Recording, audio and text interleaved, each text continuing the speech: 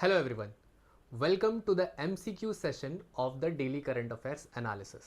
अगर आपने 5:30 बजे वाली वीडियो अगर नहीं देखी है तो आप पहले वो वीडियो देख कर आओ तो ये क्वेश्चंस आसानी से लगेंगे. ओके, तो चलिए शुरू करते हैं. बहुत आसान से क्वेश्चंस है, ठीक है, आज के टॉपिक से रिलेटेड है. ओके, देखो, consider the following statements regarding Boko हरम. बोको हरम के बारे में हम लोगों ने पढ़ा, टेररिस्ट ऑर्गेनाइजेशन है. Okay, it emerged as a moderate Islamic group influenced by the post-Biafran war grievances. Okay. दूसरा, the group's primary objective is to establish a secular democratic government. तीसरा, it operates only within the borders of Nigeria. चौथा, it opposes Western style education and aims to establish a Islamic state. Okay. तो इसमें कौन सा सही है, कौन सा गलत है? ओके, बताओ. देखो, ये तो बिल्कुल गलत है.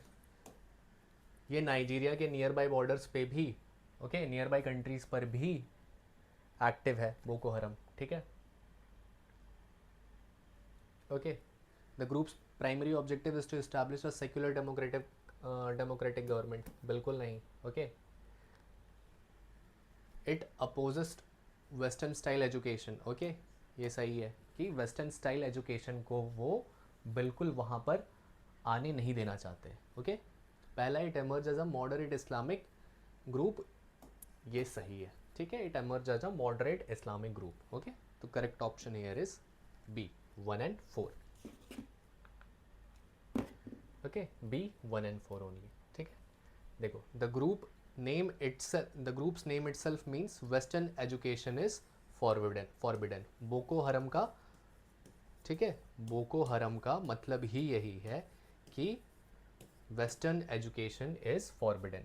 ठीक है, it rejects western style education and governance. ठीक है,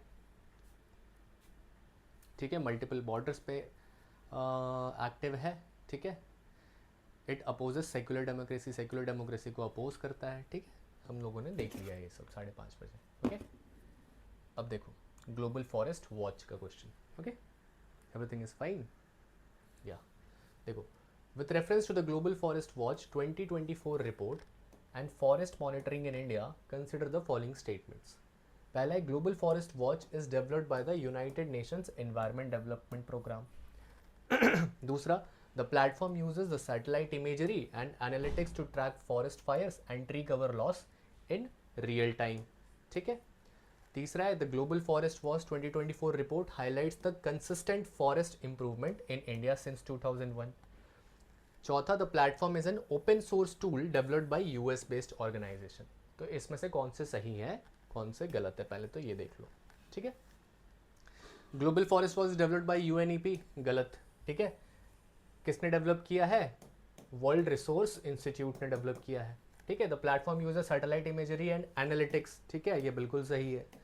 ठीक है, the global forest watch 2024 reports highlights the consistent improvement in India's since 2001. ये बिल्कुल गलत है. ठीक है, इंडिया का कंसिस्टेंट डिफॉरेस्टेशन बताया है इस रिपोर्ट में. Okay, the platform is an open source tool developed by US based organization. Okay, no, हाँ, okay, it is an open source tool developed by US based organization ने इसे बनाया है. ठीक है, तो correct option here is 2 and 4, B 2 and 4 only. ठीक है, B 2 and 4. The Global Forest Watch is developed by, okay, World Resource Institute. Global Forest Watch uses satellite imagery and data analytics, okay, to monitor deforestation, forest fires and tree cover. Okay, and Global Forest Watch report 2024 report highlights continued deforestation and forest degradation in India. Okay, not the improvement. देखो, ये last question ही है. With reference to Iran-Israel conflict, consider the following statements. Iran maintained friendly ties with Israel until the Islamic Revolution 1979. ठीक है, the ideological divide between Iran and Israel is rooted in their respective political systems and religious foundations.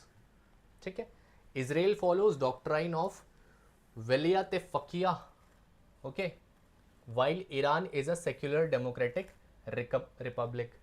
Post 1979, Iran's state policy included anti-Zionist rhetoric and opposition to Israel's existence. ठीक है, इसमें से बताओ कौन से सही है कौन से गलत है. ठीक है, 1 तो बिल्कुल सही है. Iran maintained friendly ties with Israel until the Islamic Revolution. ठीक है, इस्लामिक रेवोल्यूशन 1979 में हुआ था, तब तक ईरान इजराइल के रिलेशंस बहुत अच्छे थे. ओके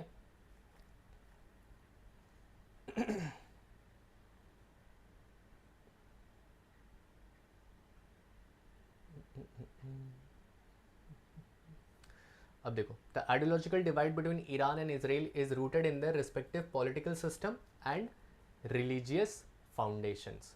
ठीक है, ये भी बिल्कुल सही है.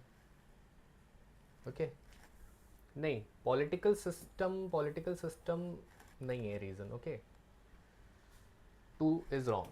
ठीक है, the ideological divide is between वहां के religious foundations. Okay 3, Israel follows doctrine of Velayat Faqih while Iran is a secular democratic republic. ठीक है, Iran is not a secular democratic Republic. Okay, Iran क्या है? Iran is not a secular democratic Republic. देख ही लेते हैं answer. Okay, Iran is a Jewish democratic state. It is not a it is not a secular democratic republic. देखो, post 1979 Iran state policy included anti-Zionist rhetoric and opposition to Israel's existence. After 1979 Islamic Revolution, Iran adopted anti-Zionist rhetoric and openly opposed Iran's existence.